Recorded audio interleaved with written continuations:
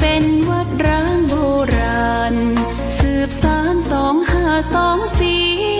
พระมหาราชครูเกษราปัญญาปรมาติกาจารย์จากวัดดับภัยเชียงใหม่สืบสานเวลาผ่าน131 ปีนานไกลวัดพระบาทอุดมรุ่งเรืองงามตาเจ้าน้อยบุญทาวงศาข้าหลวงปวงเชียงใหม่ปกครองหัวเมืองฟ้าทุ่มเทแรงกายแรงใจทุกชาติพันธุ์รวมใจรักษา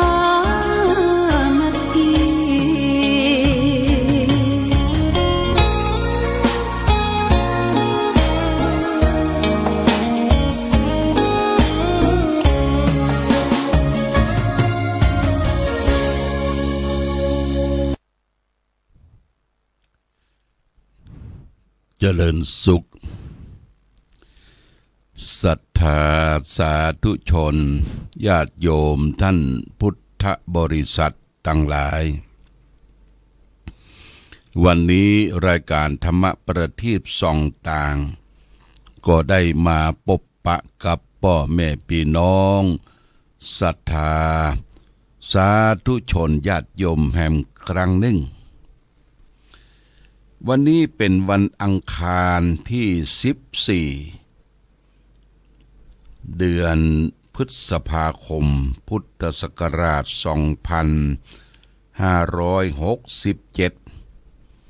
ซึ่งตรงกับเดือน8เดือน6ใต้ขึ้น7ค่ำญาติโยมวันนี้เป็นวันอังคารสถานการศึกษาโรงเรียนก็เริ่มเปิดละญาติโยมเริ่มเปิดเรียนกันมาตั้งแต่วันจันทร์ตะวานี้ก็เปิดเรียนเพื่อการศึกษาแก่ลูกหลานเยาวชนโรงเรียนวัดพระพุทธบาทอุดมซึ่งให้การศึกษาแก่พระเณรก็เริ่มเปิดเรียนกันการเปิดเรียนใหม่นั้นก็คงจะบ่พร้อมดีเท่าที่ควรก็จัดหนังสือหนังหาจัดสถานที่นี่ก็เหมือนกับโรงเรียนต่างๆแต่วันนี้บ่ได้ออกรายการสดได้เอาเทปมาออกคือศรัทธาสาธุชนญาติโยมได้ฟัง5:15 ตี 5 กับ 15 นาทีได้เดินทางออกจากที่วัดพระพุทธบาทอุดมเดินทางไปที่วัดพระธาตุดอยสุเทพญาติโยมวัดพระธาตุดอยสุเทพซึ่งวัดพระธาตุดอยสุเทพนั้นได้มีการอบรมสมโภชเรียกว่าน้ำสงฆ์พระราชทานน้ำสงฆ์พระราชทานเป็นก็อบรมสมโภชมาตั้งแต่วันที่7เปิ้นจะอบรมสมโภชอยู่7วันนะแต่ละวันนั้นก็มีการพลัดเปลี่ยนเวียนกันไปได้นิมนต์ตะวานี้เป็นคิวภาคเจ้าคิวภาคเจ้านิมนต์อำเภอฝางอำเภอแม่อายพอดีก็อาตมาภาพก็ได้เป็นประธานนี่เนาะประธานเจริญพุทธมนต์เพราะว่าแกเหลือเปิ้นไปที่ห้านแกเหลือเปิ้นองค์ที่เป็นประธานที่สุดนั้นก็คือพระเดชพระคุณหลวงพ่อพระธรรมเสนาบดีรองเจ้าคณะภาค7และก็เจ้าอาวาสวัดพระธาตุดอยสุเทพท่านก็เอาถือพัดยศของท่านเจ้าคุณชั้นธรรมมาตั้งแล้วก็เพื่อจะได้ถวายพระพรแด่พระบาทสมเด็จพระเจ้าอยู่หัวก็นอกนั้นก็พระสงฆ์ที่ไปเจริญพุทธมนต์9 รูปก็พัดยศติดหมดนะเอาพัดยศติดได้รับพระราชทานจากพระบาทสมเด็จพระเจ้าอยู่หัวก็เริ่มพิธี จริญพุทธมนต์ตั้งแต่9 โมงตั้งแต่10 โมงญาติโยม9 โมงเกิงนี่พร้อมกัน10 โมงเริ่มเจริญพุทธมนต์เพราะใจหนังสือสวดมนต์ที่ทางวัดพระธาตุดอยสุเทพได้พิมพ์ให้ได้สวดเป็นบางบทก็ถวายพระพรแด่พระบาทสมเด็จพระเจ้าอยู่หัวรัชกาลที่10จนจบเวลา 11:05 ก็ได้ถวายเครื่องทายทานแด่พระสงฆ์ฉันเพลที่วัดพระธาตุดอยสุเทพแล้วก็กลับเมืองฝางญาติโยมตู้เจ้าที่ติดตามไปโดย2 รูปก็คือท่านพระครูวัดศรีดอนใจพระครูวิบูลย์สุวัฒนาพรเจ้าคณะตำบลเวียงเขต3พระครูสัทธาพรธรรมพิสิทธิ์เจ้าคณะปงน้ำร้อนเจ้าคณะตำบลปงน้ำร้อนติดตามไปโดยมาถึงวัดก็ประมาณสัก3 โมงตะวานี้วันนี้ได้มาพบก็จะเอาประวัติของวัดพระธาตุดอยสุเทพเนี่ยมาอ่านให้ศรัทธาญาติโยมเป็นตำนานพระธาตุดอยสุเทพตำนานนี้ก็หมายความว่ามันเป็นประวัติศาสตร์และก็อิงด้วยการเล่าขานต่างๆที่เปิ้นเขียนจารึกไว้ในพระธรรมในใบลานในใบลานทุกยุคทุกสมัยที่ผ่านพ้นมาเพื่อจะให้ศรัทธาญาติโยมว่าความสำคัญของวัดพระธาตุดอยสุเทพแต่ว่าบรรยากาศก็ร่มรื่นดีตอนเช้าผู้คนที่ไปไหว้ไปสานี่นะเปิ้นจะมีกำไหว้กำสาเวียนเทียนรอบเจดีย์ชั้นบนกำไหว้สาแบบภาษาฝรั่งอังกฤษก็มีไหว้สาภาษาจีนภาษาญี่ปุ่นภาษาต่างประเทศที่เป็นชาวพุทธก็เป็นที่น่าชื่นใจผู้คนชาวพุทธหรือบ่ใช่ชาวพุทธได้ขึ้นไปนมัสการและก็เวียนเทียนประทักษิณรอบเจดีย์วัดพระธาตุดอยสุเทพถือดอกบัวถือดอกไม้ดอกมะลิไหว้กันเป็นเส้นเป็นสายแต่ละชุดในช่วงที่พระสงฆ์เถระได้เจริญพระพุทธมนต์เป็นที่น่าปลื้มใจดีใจโมทนากับผู้คนทั้งหลายโดยการเดินทางไปถึงวัดพระธาตุดอยสุเทพแล้วก็เขาจะเขาจะใช้พละกำลังเดินขึ้นบันไดก็ได้ญาติโยมบันไดนาคนะแต่หลวงพ่อบันไดละเขาก็ขึ้นลิฟต์มีลิฟต์สะดวกสบายลิฟต์ทั้งขึ้นทั้งลงนะคนไทยนี่บ่เสี่ยงสตางค์ต่างประเทศเพิ่งก็เสียสตางค์น้อยเป็นค่าบำรุงค่าลิฟต์ค่าบริการต่างๆอันนี้ก็ตะวันนี้ก็ไปร่วมงานในงานส่งน้ำหรือว่างานเสกซ้อมยอมยศเป็นน้ำพระพุทธมนต์พระราชทานที่จะได้เอาไปสละสโลงองค์พระธาตุเจดีย์ศักดิ์สิทธิ์ของล้านนาของเมืองไทยเฮาที่วัดพระธาตุดอยสุเทพอำเภอเมืองเชียงใหม่วันนี้จะเอาตำนานมาจ่าเล่าขานเด่นบางช่วงบางตอนแต่คงจะบรรจบก็มีหลายหน้าด้วยกันนะเปิ้นก็บอกว่าปุระชินะธาตุโยเชเตติตันติตวาศิลสานาถังธรรมังสังคัญจะสาธุกังวรุเทวมหาธาตุงนิทานังกะเทสามะหังคำไหว้สาโดยดีโดยความสามารถ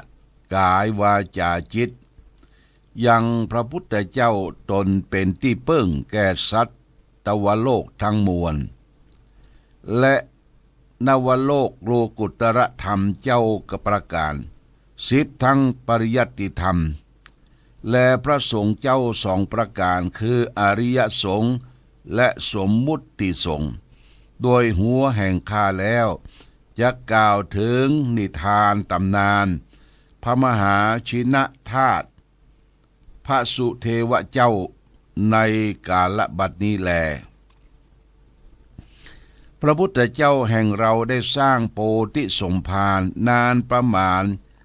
20อสงไขยปลายแสนมหากัปคือว่าปรารถนาเอายังสัพปัญญูภาวะด้วยจิตใจสิ่งเดียวบ่ออกปากได้7อสงไขย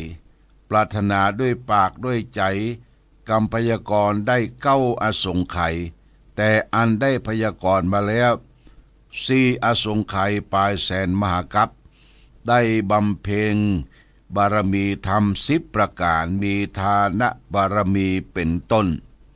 อุปปารมี10ทัศนีทานะอุปการะปารมีเป็นต้นปรมัตถปารมี10ทัศนีทานะปรมัตถปารมีเป็นต้นและปริจาคะ5ประการมีทานะปริจาคะสละวัตถุเข้าของภายนอกตนอันชื่อว่าลูกและเมียเป็นตานภริยาปริจาคะมีเมื่อฮื้อเมียรักเป็นตานองค์ปริจาคะฮื้อสรีละวัยวะมีดาวะมีตาเป็นต้นเป็นตานชีวิตปริจาคะมีชีวิตอินทรีย์แห่งตนเป็นตานและจริยา3ประการคือโลกัตถจริยานากัตถจริยาพุทธจริยาแล้วจึงได้ตัดสัพพัญญูตัญญาณ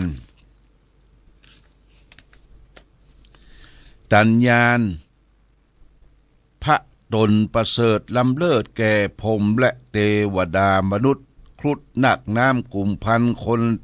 ทันยักษ์สัตว์เดรัจฉานทั้งหลายแทบที่เก้าไม้ป่าแป้งในวันวิสาขะเปงเทศนาธรรมได้ในที่ป่าอิสิปตนะในวันเดือน8เปงแลยังมีโอกาสยังมีกาละคาบหนึ่งพระพุทธเจ้าจรทะเดินเต้ลำดับโดยชนบทมาตั้งอยู่เหนือจอมดอยอุชุทัพพัฒนาทีนี้ภัยเอาบิณฑบาตแห่งย่าและแม่ลูกแล้วแม่ย่าแสะแม่ลูกแล้วพระพุทธเจ้าปอกขึ้นมาฉันเข้าเหนือจอมโดยอุชุพัตะที่นี่แล้วที่นั้นก็ย่าและแม่ลูกได้ให้เข้าบิณฑบาตเป็นตานมีใจจมชื่นยินดีในพระพุทธเจ้ามากนักก็มาต่างไว้พระพุทธเจ้าเหนือจอมดอยนี้ผู้ลูกก็ได้บวชในสำนักพระพุทธเจ้าเรียนเอากรรมฐานแต่สำนักพระพุทธเจ้าปฏิบัติตามคำสอนพระพุทธเจ้าพอได้ปัญจพิญญาเป็นเปติกะปิฎกปิฎกแหละเมื่อภายลูนคือจักรักษาสิกขาบทพระพุทธเจ้าปฏิบัติยิ่งยากจึงปงภิกขุภาวะไว้ท่านบวชเป็นฤาษีอยู่ปรากฏได้ชื่อว่าสุเทวฤาษีนั้นโดยมีแต่เมื่อพระพุทธเจ้ามาสู่ดอยอุชุปภัตตะนี้คืออรหันตเจ้าทั้งหลายเป็นปริวาร500 ตนมหาสารีบุตรเถระเจ้าเป็นประธานแลพระพุทธเจ้าจึงเอาพหัตถ์ก้ำขวาสูบอุดมมงแห่งตนได้เกศาธาตุ1 เส้นพระพุทธเจ้าก็คือเกศาธาตุเส้นนั้นคือแก่ย่าแสะและลูกมีใจเย็นดีมากนักจึงไหว้พ พระพุทธเจ้าว่าข้าจักได้เอาเกศาธาตุพระพุทธเจ้าเช่นนี้ในฐานะที่ได้ดีนั้นซาพระพุทธเจ้าจึงกล่าวว่าเขือแก่ไม่ลูกจุงจุเกศาธาตุพระตถาคตเจ้าเช่นนี้ไว้ดอยที่นี่เตอะโดยลูกนี้ประเสริฐนักแลเมื่อพระตถาคตปรินิพพานไปแล้วยักมีลูกศิษย์พระตถาคตชื่อว่าสุเมนะภิกขุพร้อมโดยพระปัญญาตนหนึ่งจักเอาพระธาตุออกอ่องอแห่งพระตถาคตมาบรรจุไว้นี้มึนจะแลยามนั้นพญาอินทรีก็มาถามอุปถากพระพุทธเจ้าพญาอินทรีจึงรับเอาเกศาธาตุเส้นนั้นแต่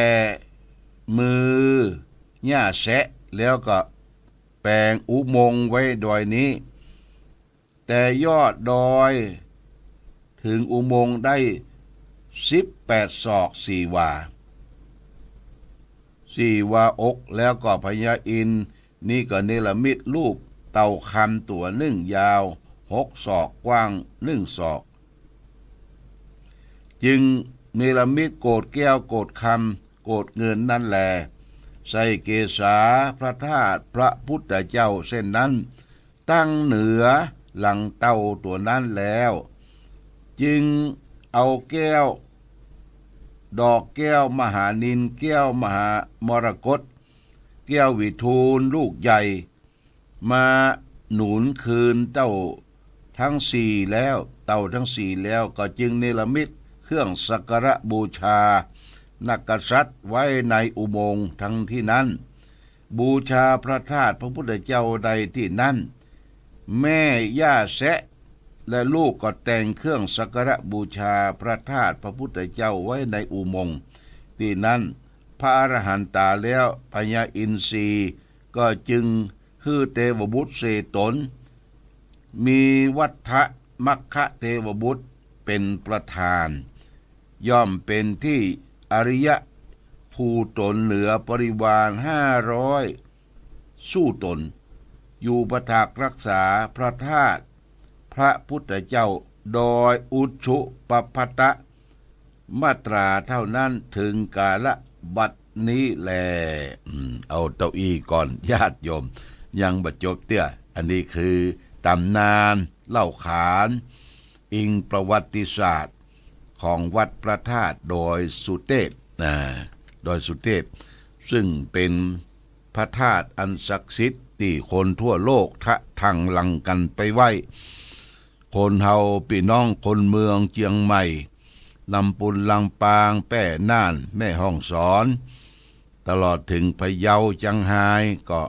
ถือว่าเป็นพระธาตุอันที่เฮาควรไหว้สักการะบูชาแล้วก็เท้าถึงว่าจะก่อนถนนคืนตางดอยสุเทพเป็นหนทางเดินบ่มีรถยนต์ขึ้นได้พอถึงประเพณีเดือน8 เพ็งเมื่อใดผู้คนก็ปากันทั้งหลังกันขึ้นไปไหว้สาพระธาตุโดยสุเทพไปนอนแฮมแกมมือตั้งแต่4 โซดาเป็นพักเป็นตอนขึ้นไปเป็นปางขึ้นไปพอดีหลวงศรีประกาศกับท่านครูบาเจ้าศรีวิจัย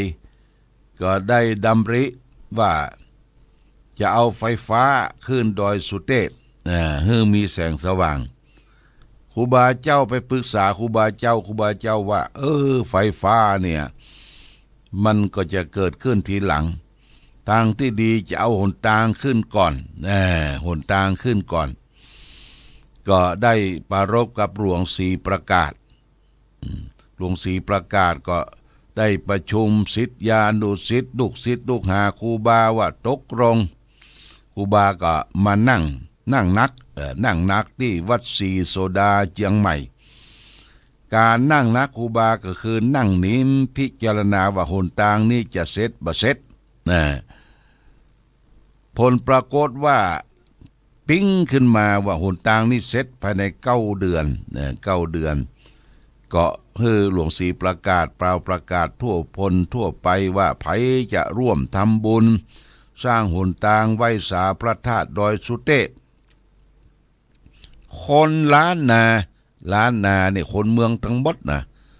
ล้านนาก็ปะปั่นกันไปโดยเฉพาะอย่างยิ่งชาวป่าชาวเขาพี่น้องปากยอพี่น้องกะเลียง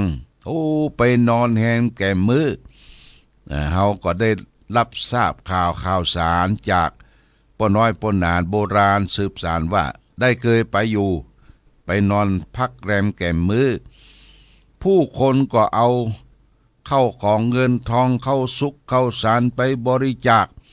เงินแถบเงินเหรียญเงินสตางค์แดงเป็นปิ๊บที่วัดศรีโสดาจังใหม่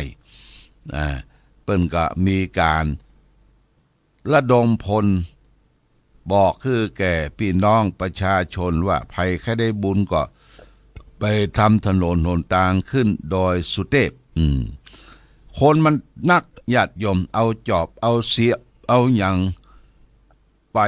จนได้แบ่งตากันเอาเป็นล็อกจกแว่ดอยขึ้นไปจนพดไปถึงพระธาตุดอยสุเทพแล้วครูบาเจ้าศรีวิจัยหลวงศรีประกาศก็สามารถเอารถขึ้นได้เป็นรถกันแรกที่ได้อาราธนาครูบาเจ้าศรีวิจัยขึ้นนั่งเพื่อจะมีรูปถ่ายให้พอเราญาติโยมนะนี่ครูบาเจ้าศรีวิจัยได้สร้างพลังได้สร้างมหาทานอันยิ่งใหญ่คือได้สร้างหนทางเมื่อ